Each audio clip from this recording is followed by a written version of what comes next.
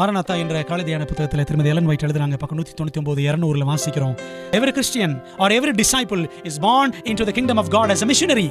ஒவ்வொரு கிறிஸ்தவனும் ஒவ்வொரு சீஷனும் தேவனுடைய ராஜ்யத்தில் அவன் பிறக்கும் பொழுது, ஞானஸ்நானத்தின் மூலமாக மறுபிறப்பு அடையும் பொழுது அவன் ஒரு மிஷனரியாகவே பிறக்கிறான் என்ற உண்மையை நம் மனதிலே பதித்துக் கொள்ள வேண்டும். இயேசுவை ஏற்றுக்கொண்ட எல்லாருமே ஊழியக்காரர் தாங்க. ஒவ்வொரு நாளும் we should live as if this day is the last day of my life. இந்த நாள் என் வாழ்க்கையில கடைசி நாள் என்பது போல வாழணுமா? அப்படி வாழ்வது மட்டுமல்ல, அப்படி எண்ணி ஊழியத்தை நாம் செய்வதற்கு அழைக்கப்பட்டிருக்கிறோம். ஆண்டவர் வரப்போகிறார், சீக்கிரமாய் வரப்போகிறார். ஐ வில் கோன்னு சொல்றோம். யாரும் போற மாதிரி தெரியல. ஐ வில் கோ அப்படின்னு ஒரு திட்டம் நமக்கு இருக்கிறது. நான் சொல்வேன். வில்லியம் மில்லர் இடத்துல தேவன் கொடுத்த கட்டளை டெல் த வேர்ல்ட், உலகத்திற்கு சொல். அப்படிதான் இந்த சபை ஆரம்பித்தது, மீதமான திருச்சபை. Are we telling the world? உலகத்திற்கு நாம் சொல்லுகிறோமா? I will go, am I really ready to go?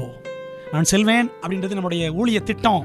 ஆனால் உண்மையில நாம் செல்ல ஆயத்தமாக இருக்கிறோமா என்பதை நாம் யோசிக்க வேண்டும். இதை கேட்டுக்கொண்டிருக்கிற பிள்ளைகளே, மாணவ மாணவிகளே, கல்லூரி மாணவ மாணவிகளே, நீங்கள் பள்ளிக்கூடத்தில் கல்லூரியில் எங்கே படித்தாலும் சரி, நீங்கள் எங்கே வேலை செஞ்சாலும் சரி, நீங்கள் இருக்கிற இடத்துல இயேசுவை பிறருக்கு அறிவிக்க எப்பொழுதும் ஆயத்தமாக இருங்கள். உங்கள் நண்பர்கள், உங்கள் தோழிகள் யாராயிலும் சோகமாக இருந்தால், ஏமா அப்படி இருக்கிற, ஏன்டா அப்படி இருக்கிற அப்படின்னு சொல்லி விசாரிங்க. அவங்களுக்காக ப்ரேயர் பண்ணுறேன்னு சொல்லுங்க. உடனே அந்த இடத்துல ஒரு ஜெபம் பண்ணுங்க. ஒரு பெரிய அற்புதத்தை ஆண்டவர் செய்வார்.